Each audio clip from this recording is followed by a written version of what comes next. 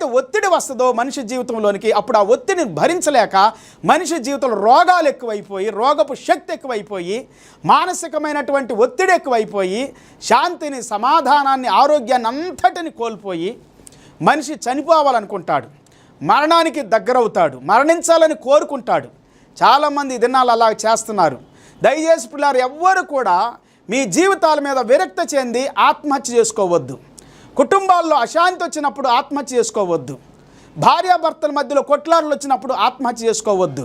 పోట్లాటలు వచ్చినప్పుడు, ఊర్లో కానీ ఎవరైనా అవమానించినప్పుడు ఆత్మహత్య చేసుకోవద్దు. ఇంకా ఏదైనా కోర్టు కేసులు కానీ, పోలీస్ స్టేషన్లు కానీ, ఎక్కడైనా కానీ ఏదైనా ఉన్నప్పుడు ఆత్మహత్య చేసుకోవద్దు.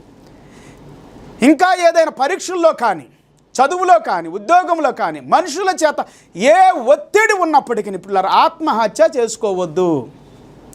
దాన్ని ఎదిరించి జయించాలి, పోరాడాలి. యేసు ప్రభువారు